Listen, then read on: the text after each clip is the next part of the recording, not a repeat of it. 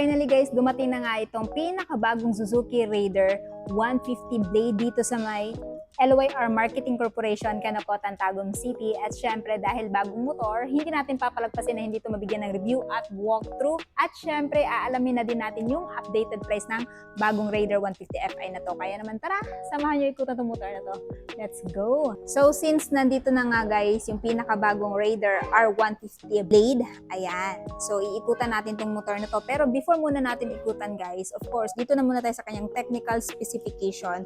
Of course, this Suzuki Raider 150 Blade is still powered by 147cc, 4-stroke, 1-cylinder, dual overhead cam, 4-valve.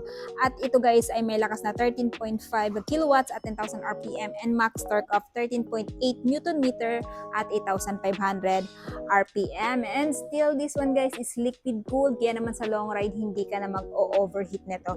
So i-check mo lang yung tamang coolant level ng motor na to para nang sa ganun hindi kayo bigyan ng sakit ng ulo habang nag-rides kayo.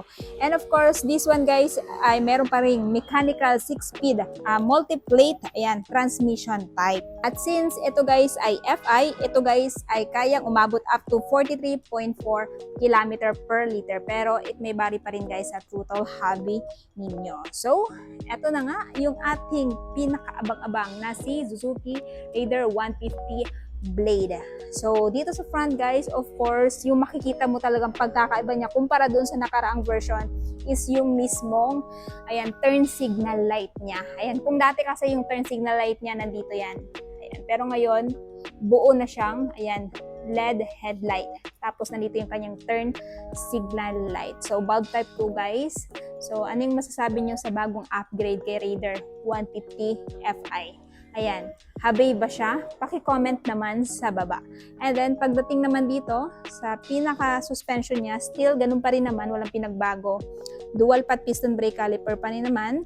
Single hydraulic disc, no? So, wavy pa rin siya. At saka, syempre, sa tire naman niya sa front, ito ay mayroong tire size na 70 by 90 by 17 inches. Then, gold mugs pa rin.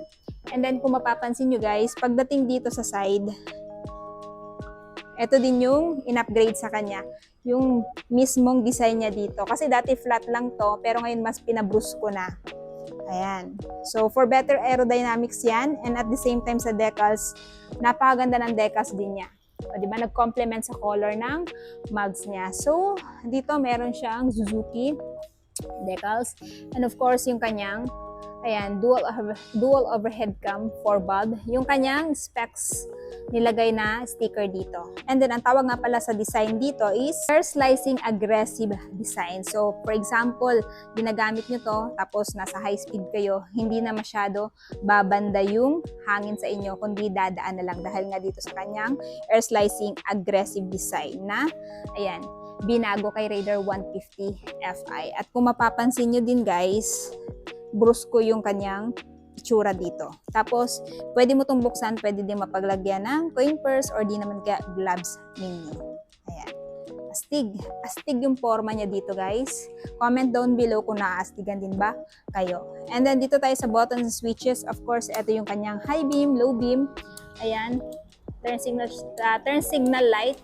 Switch off, tas horn. Sa kabila naman, electric start.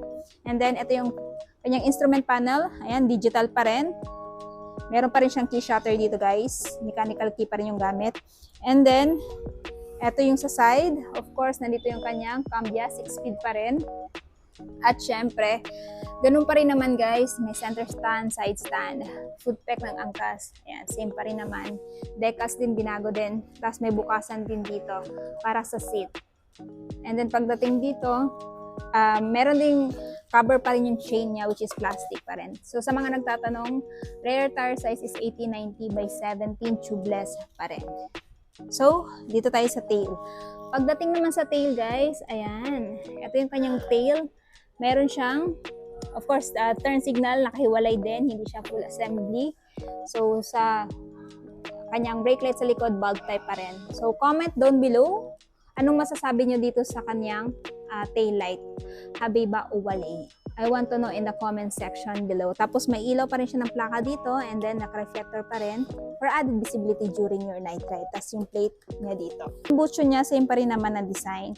So may cover pa rin dito pang protekta sa legs mo or sa legs ng angkas mo na hindi mapaso. Tapos single disc and single pat piston brake caliper. At eto nga palang si Raider 150 blade guys. Meron na din siya yung tinatawag na SCAS or Sleeper Clutch Assist System. So meaning pag halimbawa mag-downshift kayo, smooth na lang. Hindi na siya yung parang, alam niyo na yun, parang kumakanyod-kanyod.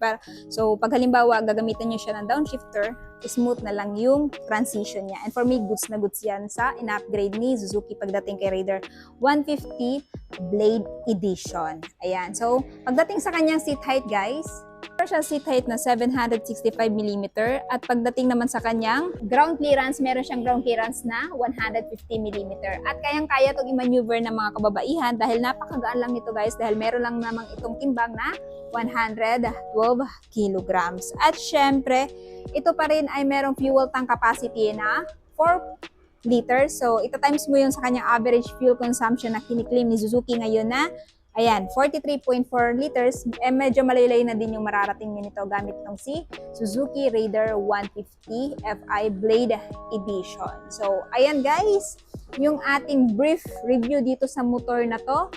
So, ngayon, pag-uusapan naman natin yung presyo niya dito sa LYR Marketing Corporation, Kanokotan, Tagum City. So, if ever interested kayo kay Suzuki Raider Blade, ito ngayon guys ay merong spot cash na 130,000. Pero kung gusto nyo hulugan, down payment is 10,010 pesos at monthly sa 3 years na 6,065 at rebates na 200. And aside nga pala sa Pearl Bright Ivory, ito din yung mga available na color dito guys. So pili na lang kayo at syempre meron din silang available na Suzuki Raider Pro. So this one guys, hindi ko pa nare-review kaya abang-abang kayo dahil gagawan ko to ng review. So, ayan. Ano yung masasabi nyo sa bagong Raider 150 Blade Edition? Sulit ba siya sa presyo niya? At ano yung katangian niya kung bakit ito yung i-consider nyong bilhin ngayong taon?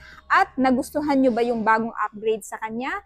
Or ano yung masasabi nyo sa bagong motor na to? Paki-comment naman sa baba. At syempre, kung may katanungan pa kayo regarding sa video na to, please just comment down below. At syempre, kung gusto nyo din makapanood ng video na ganito, motorcycle reviews and price update, paki-subscribe na lang ako sa aking channel. And paki-follow na din ako sa aking mga social media accounts, TikTok, Instagram, at Facebook, Langga Gail. So, if ever interested kayo nito guys, ilalagay ko na lang yung full address dyan sa description box para na sa ganon, mas makapag-inquire kayo regarding sa motor na to. So, ayun na guys, natapos na nga natin ikutan si Suzuki Raider 150 Blade. Ano yung masasabi nyo sa motor na to? Sulit ba siya sa presyo niya? At ano yung katangian nito kung bakit ito yung i-consider nyo bilhin ngayong taon? Paki-comment naman sa baba. At syempre, kung bago pa lang kayo sa channel ko at hindi pa nakapag-subscribe, huwag kalimutan mag-subscribe para ma-notify kayo once may bago tayong upload na gaya nito. And also, please follow me on my Facebook page, Instagram at TikTok, Langga Gail. So yun guys, hanggang dito na muna tayo. Ride safe and peace out!